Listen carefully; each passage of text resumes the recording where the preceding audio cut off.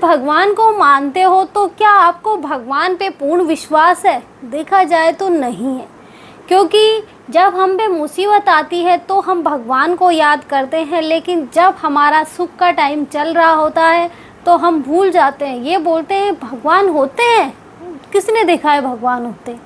अगर भगवान नहीं है तो तुम्हारे दुख के टाइम वो कैसे याद आए थे तुम्हें? तुमने क्यों नहीं सोचा कि दुख के टाइम में उन्हीं के सहारे बस आपकी कृपा हो जाए? इसी चक्कर में हम लगे हुए थे कि बस भगवान कृपा कर दे, भगवान पता नहीं कब कृपा करेंगे, भगवान ने मेरी लाइफ ऐसी बना दी, भगवान ने मुझे इतने दुख दिए हैं, भगवान ने मेरे साथ ये किया है, भगवान ने मेरे साथ वो किया है।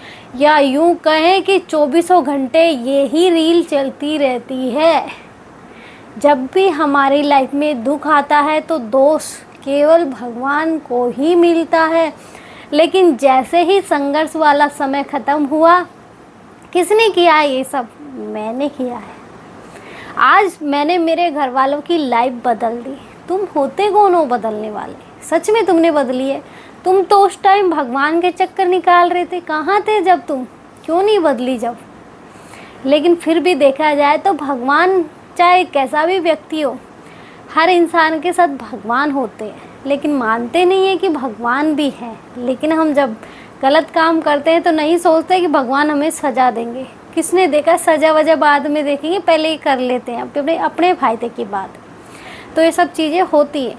ऐसे ही एक व्यक्ति था कि गांव में आज भी ये चीज़ें होती हैं, शहरों में तो बहुत कल्चर चेंज हो गया। गांव में आज भी होती है कि जब बारिश नहीं आती तो देवताओं की पूजा की जाती है। हमारे खुद के गांव में होती है। जब हमारे गांव में भी बारिश नहीं आती तो हम भरतरी बाबा का सारा गांव एक जगह मिलके भरतरी बाबा का मेला भराते हैं। हमारे ही गांव में मंदिर है एक, वहीं पे भरतरी बाबा का एक छोटा सा मेला होता है। वहाँ जो हमारे देवता हैं वो किसी के शरीर में, जैसे हमारे जो देवता होते हैं, जैसे नाम तो मैं आपको नहीं बताऊंगी क्योंकि वो शरीर में आते हैं और फिर जो उनसे पूछता है वो सब बता के जाते हैं। देखा जाए तो अब आप बोलोगे ऐसा नहीं होता। देखिए, हनुमान जी के मंदिर में कोई गलत चीज़ें नहीं आ सकती, क्योंकि हमारा जो मंदिर है उसमें हनुमान जी का भी मंदिर है, शिव जी का भी मंदिर है। तो हनुमान जी के सामने तो कोई चीज़ कैसे आ जाएगी? इसलिए विश्वास भी कोई चीज़। आज हमें कितना विश्वास है भगवान पे, देखा जाए तो नाम मात्र का भी नहीं है। यही होता है। ऐसे ही एक फैमिली थी कि वो होता है ना कि बारिश नहीं आ रही तो उन्होंने अपने बच्चों से बोला चलो मंदिर में पूजन करवाएंगे। फिर तो बच्चे ने पूछा क्यों पापा, मंदिर में पूजन क्यों करवाना है? तो पापा ने बोला बेटा हम पूजन करवाएंगे तो बारिश होगी, भगवान बारिश करेंगे।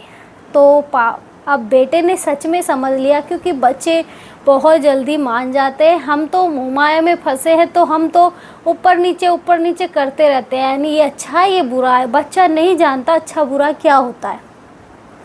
तो उसने सोचा क्यों ना मैं छाता ले लूँ। तो बच्चे ने छाता ले लिया और एक थैले में छुपा लिया। किसी को नहीं पता था कि बच्चे ने छाता लिया है। तो पूजा मंदिर में गई, सारी फैमिली गई, पूजा स्टार्ट हुई। कम से कम 15-20 मिनट पूजा चली, हवन वगैरह हुए तो वो थोड़ा और टाइम लगा। इसके बाद पूजा वूजा संपन्न हो गई तो पापा ने कहा कि अब सब तुम घर जाओ, मैं अभी थोड़ी देर में खेत के एक चक्कर लगा के आता हूँ। तो बेटे ने बोला रुको पापा आप कुछ भूल रहे हो। तो उसने बोला क्या बेटा, मैं क्या भूल रहा हूँ? बेटे ने झट से छाता निकाला, लो पापा कहीं रास्ते में बारिश आ गई तो पापा हंसने लगे और बोले मुझे तो विश्वास नहीं है लेकिन तुझे इतना विश्वास है। यही तो बात है कि भगवान पे विश्वास करना हर किसी के बस की बात नहीं है। हम बस भगवान को दोष दे सकते हैं, लेकिन अपनी कामयाबी का श्रेय हम भगवान को नहीं देते।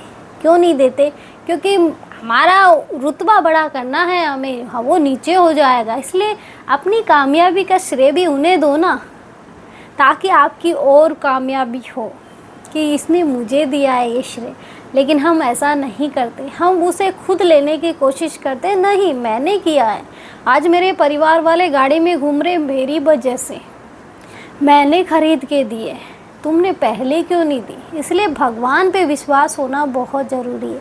अगर आप भी भगवान पे विश्वास करेंगे तो बहुत कुछ आपकी लाइफ में बदल जाएगा। जैसे कि देखा जाए, हमारी लाइफ में मान लो कोई हमें ताने मारता है तो वो हमारे पिछले कर्मों के अनुसार मारता है, लेकिन जब हम कुछ नहीं बोलते, शांति से बैठ जाते हैं, तो उसका जवाब हम ना देके वो ईश्वर देता है। वो किस तरह से देगा आपको नहीं समझ में आएगा, लेकिन जिसके पड़ेगी ना उसको ज़रूर समझ में आ जाएगा कि एक दिन मैंने उसको ताने मारे थे, उसका जवाब आज मुझे मिला है। ऐसा होता है, रियल में हर किसी की लाइफ में ऐसा होता है। जब कोई अपना दूर जाता है ना, तब जाने के बाद एहसास होता है कि हो सकता है कोई गलती करी हो, जिस कारण से किसी और को हमने किसी और से बिछटाया हो सकता है इसीलिए हमारा ये जो हमसे सबसे प्रिय था वो हमसे दूर चला गया। लेकिन ये भी होता है, हम ये कोशिश करते हैं कि जो हमारा अपना है वो हमेशा हमारे पास रहे। हम ये भूल जाते हैं हम इंसान की योनि में हैं, बाद में वो और योनियों में चल जाते हैं, लेकिन फिर हम किसी के पास जाके उन्हें बुलाने की कोशिश करते हैं, उन्हें मतलब इस तरह से वापस बुला लेते हैं, लेकिन उनको कितनी तकलीफ़ होती होगी ये चीज़ें हम भूल जाते हैं। हमें मतलब लास्ट टाइम में यही करना चाहिए कि तुझे इन इंसानों में से किसी का नाम नहीं लेना है, तुझे एक बस ईश्वर का नाम लेना है, उस नारायण का नाम लेना है, उस राम का नाम लेना है, उस राधा का नाम लेना है। लेकिन ये चीज़ें हम नहीं करते। हम तो मेरे बच्चे, मेरे घरवाली, मेरे माँ बाप, कोई किसी का नहीं है, वो भी एक दिन वहीं आएंगे। लेकिन कोशिश करो ना कि तुम इस योनियों में भटकने से बच जाओ, क्योंकि आगे और भी बुरा टाइम आने वाला, आगे और भी चीज़ें चेंज होगी, क्योंकि कलयुग है। और कलयुग में जैसे ही भगवान श्री कृष्ण गए, कलयुग स्टार्ट हो गया। यूँ कहें कि तुरंत बाद हो गया, जब भगवान श्री कृष्ण ने अर्जुन को द्वारिका भेजा था कि जितनी जल्दी हो सके वहाँ से सारी महिलाओं को बाहर निकालो द्वारिका में। लेकिन अर्जुन आधे रास्ते लेके तो आ गए, जैसे ही उन्हें बाहर निकालता द्वारिका डूब गई थी, तो उन्हें बाहर लेके तो आ गए, थोड़े दूर चला भी, क्योंकि जो हस्तिनापुर था वो बहुत दूर था। तो उन्हें इतनी सारी लेडीज अकेला वो तो कैसे मतलब इतने सब कुछ रास्ता तय करता। तो उसने सोचा कि रास्ते में आराम कर लेते, तो आराम करने के चक्कर में वहीं लुटेरे आ गए और सारी लेडीज़ों को लेके चले गए। अर्जुन का उस टाइम वो गांडीव नहीं चला, क्योंकि कलयुग था और कलयुग में ये चीज़ें नहीं चल रही थी। उसने बहुत कोशिशें की चलाने की, लेकिन नहीं चला। फिर उसे पता चला कि ये कलयुग आ गया है। इसलिए बस उस ईश्वर पे विश्वास करके रखो, बाकी जो होगा वो अपने आप होगा, हम नहीं करते कुछ भी। आज हम जो शब्द बोल रहे हैं वो भी उन्हीं की मर्ज़ी से बोल रहे हैं, जो शब्द आगे बोलेंगे वो भी उन्हीं की मर्ज़ी से बोलेंगे, और जो हो रहा है वो अच्छा होगा यही सोच के चलेंगे तो हमारी लाइफ आसान होगी।